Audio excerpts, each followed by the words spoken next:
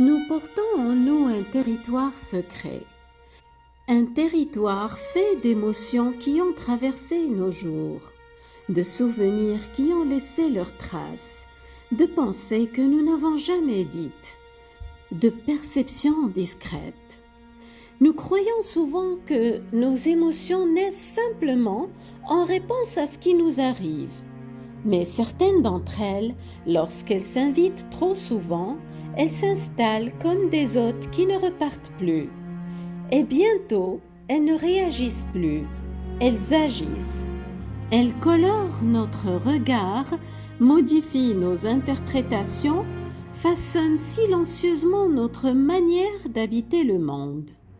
Mais comment une émotion qui n'était au départ qu'une visiteuse passagère peut-elle devenir ce filtre invisible à travers lequel nous voyons tout?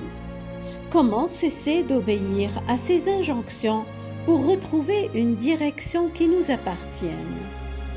C'est ce que nous allons explorer aujourd'hui dans Au cœur des relations. Un espace où nous prenons le temps de regarder au-delà des apparences, de comprendre ce qui se joue derrière nos comportements et d'explorer les dynamiques qui influencent nos liens avec les autres, mais aussi avec nous-mêmes.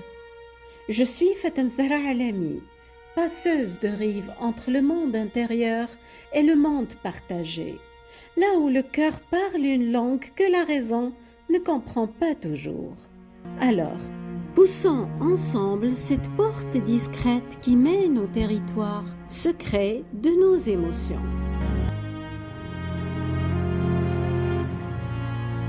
Une émotion est une réaction intérieure à ce que nous vivons. Elle peut être déclenchée par un événement, une parole, un souvenir ou une pensée. La peur, la colère, la tristesse, la joie, la honte ou la culpabilité sont autant de réponses émotionnelles à ce que nous rencontrons au quotidien. À l'état naturel, quand une émotion surgit, elle est passagère. Elle nous traverse, puis elle s'en va. Mais lorsqu'elle revient sans cesse, elle devient familière, elle s'installe et peu à peu, elle cesse d'être une simple réaction à ce qui nous arrive pour devenir une manière de percevoir ce qui nous arrive.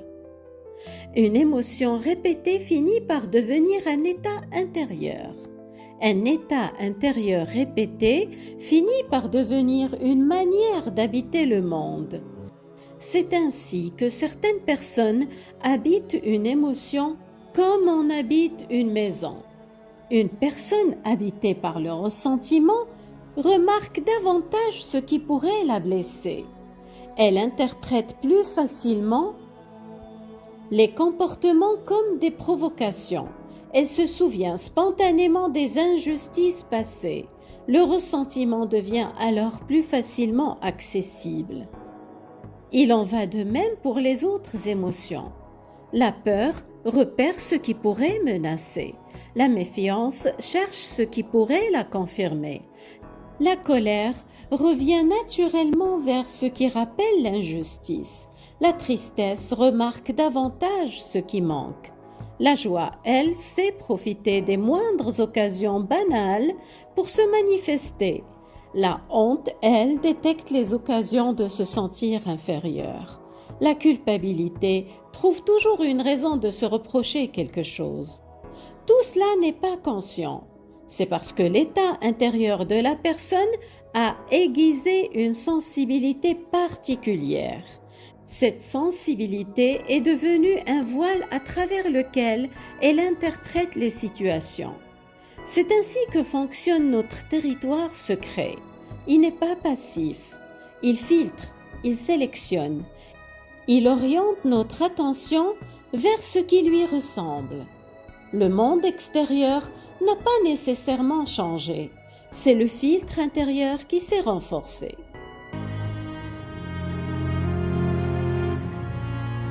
Au commencement, il y avait une émotion, une blessure, une peur, une colère légitime, rien d'anormal. Elle est arrivée, elle nous a traversés, elle aurait dû repartir. mais elle est restée. Pourquoi? Parce que nous l'avons nourrie. Les pensées qui l'accompagnent, les souvenirs qu'elle réveille, les interprétations qui la justifient, les conversations qui la renforcent, les situations que l'on recherche parfois inconsciemment. Et une fois installée, elle commence à attirer à elle tout ce qui peut la renforcer. Dans ce territoire secret, imaginez qu'il y a un loup. Ce loup, c'est votre état émotionnel dominant. Et il se nourrit exclusivement de ce que vous lui donnez à manger. Mais il y a un piège. Le loup développe une addiction à ce que vous lui donnez. Si vous le nourrissez souvent de colère, il s'habitue à la colère. Et quand vous ne lui en donnez pas, c'est lui qui part en chasse pour trouver sa nourriture familière.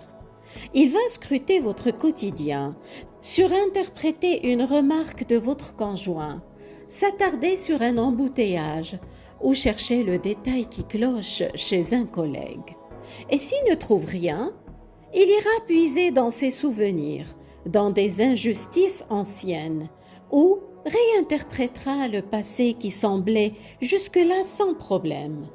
Un regard passé inaperçu sera perçu maintenant comme un défi, un silence comme un mépris, une parole comme une attaque. Chaque élément devient une nourriture, une bouchée de plus donnée au loup.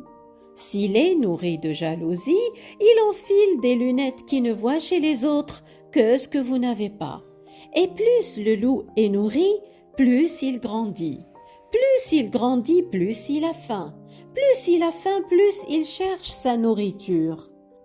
Jusqu'à ce qu'il devienne le maître du territoire, celui qui décide de ce que l'on voit et de ce que l'on ne voit pas. Il n'attend plus toujours qu'un événement extérieur vienne le réveiller. Une pensée, une image, un souvenir ou une interprétation peuvent suffire à réactiver l'émotion. Parfois même, il suffit d'une ressemblance avec une ancienne expérience pour que tout le mécanisme se remette en marche. Nous ne sommes plus seulement en train de ressentir une émotion. Nous devenons gouvernés par elle. Plus l'émotion est présente, plus elle façonne notre perception. Elle attire notre attention vers ce qui peut la déclencher, la confirmer et la maintenir en vie. Ce que nous remarquons renforce notre émotion et notre émotion nous rend encore plus attentifs à ce qui pourra la réveiller. Elle peut finir par s'entretenir toute seule, un cercle silencieux que nous ne voyons pas tourner. Le loup connaît désormais le chemin vers sa nourriture, mais la bonne nouvelle, c'est que ce loup peut changer de régime. Si vous commencez même à petite dose à lui proposer de la bienveillance, de la bonne présomption, de la gratitude ou de la joie, son regard sur le monde peut progressivement se transformer. Il se met alors à chercher ce qu'il avait cessé de voir, la beauté, la douceur, la connexion. Car ce que nous nourrissons en nous finit aussi par orienter ce que nous sommes capables de voir. Alors, comment change-t-on le régime de ce loup intérieur? C'est ce que nous allons voir maintenant. Réduire une émotion ne consiste pas à la combattre. Cela consiste à cesser de l'alimenter. Avec le temps, ce qui n'est plus alimenté perd de sa force, et ce qui est régulièrement nourri à la place finit par grandir. Le véritable changement commence lorsque nous cessons de laisser l'émotion décider de la direction que nous prenons. Nous pouvons alors choisir notre réaction. Car il existe une différence entre ressentir quelque chose et agir à partir de cette émotion. Je peux être en colère sans choisir de réagir par la colère. Je peux avoir peur sans laisser la peur décider pour moi. Je peux ressentir de la méfiance sans lui confier les clés de mon regard sur les autres. L'émotion peut être là, mais elle ne dicte plus notre comportement. Lorsque l'émotion surgit, elle peut nous signaler quelque chose d'important pour notre équilibre. Accueillons-la comme une invitée. C'est l'art de ne pas jeter l'émotion dehors, ni de l'enfermer dans la cave, mais de l'inviter à s'asseoir à notre table et de demander doucement « Qu'est-ce que je ressens? Qu'est-ce que cette émotion vient m'apprendre ?» Puis vient la question essentielle « Dans quelle direction est-ce que je veux aller ?» Cette question nous permet de ne plus être simplement emportés par ce qui se passe en nous. Nous retrouvons la possibilité de choisir ce que nous voulons construire à partir de là. Et cette direction peut être différente selon l'émotion. À la colère, nous pouvons donner la direction de la clarté plutôt que celle de l'attaque. Dire calmement ce qui ne va pas, poser une limite, agir sur ce qui peut réellement être changé, plutôt que chercher une nouvelle raison de nous mettre en colère. À la peur, nous pouvons donner la direction de la prudence plutôt que celle de l'évitement. À la méfiance, celle de l'observation plutôt que celle de la suspicion. Au ressentiment, celle de la compréhension plutôt que celle de la rumination. À la tristesse, celle de l'accueil plutôt que celle de l'enlisement. Il ne s'agit pas de nier ce que nous ressentons, il s'agit de choisir ce que nous allons en faire pour rester en accord avec nos valeurs et notre paix intérieure. C'est se demander d'abord, qu'est-ce que cette situation m'apprend sur ce qui compte vraiment pour moi? Et quelle réponse est la plus cohérente avec mes valeurs et ma paix intérieure? Pour cela, il peut être utile d'avoir une phrase courte de rappel, une phrase qui résume notre direction et que nous pouvons nous répéter lorsque l'ancien réflexe revient. Non pas une formule magique destinée à effacer l'émotion, mais une boussole qui nous rappelle où nous voulons aller.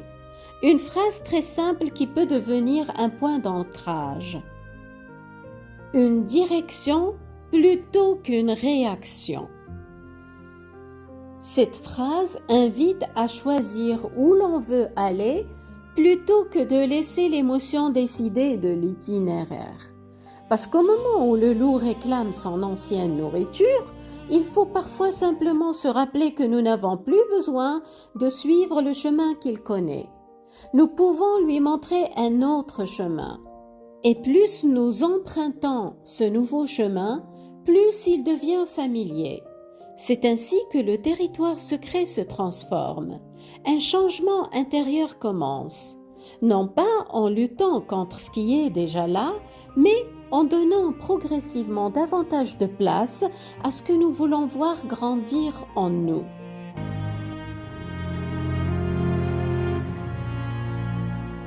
Nous ne choisissons pas toujours les émotions qui traversent notre territoire intérieur, mais nous pouvons choisir celles qui prennent les commandes. Certains espaces de notre territoire secret y sont sombres, d'autres lumineux. Certaines émotions y sont anciennes, tellement anciennes que nous ne savons plus comment elles sont arrivées. Certaines ont été tellement nourries qu'elles ont fini par prendre toute la place. Mais notre territoire intérieur n'est pas figé. Il n'est pas une maison que nous devons subir. C'est un jardin. Et un jardin, on peut choisir ce qu'on y plante, ce qu'on y arrose, ce qu'on enlève et ce qu'on laisse pousser. Nous pouvons apprendre à reconnaître ce qui l'habite, comprendre ce qui nourrit chaque émotion et surtout choisir ce que nous voulons continuer à alimenter. Car notre monde intérieur influence parfois le monde extérieur dans lequel nous vivons. nos relations, nos choix et même les personnes ou les situations vers lesquelles nous nous dirigeons. Au fond, la question n'est peut-être pas seulement de savoir ce que nous ressentons. La véritable question est: qu'est-ce que nous laissons guider nos réactions? Et si la réponse que nous trouvons ne nous convient pas, alors nous savons ce qu'il nous reste à faire. Créer un espace entre ce que l'on ressent et ce que l'on choisit d'en faire. Arrêter de nourrir le loup, ouvrir un autre chemin et laisser la lumière entrer. Prenez soin de vous et de votre territoire.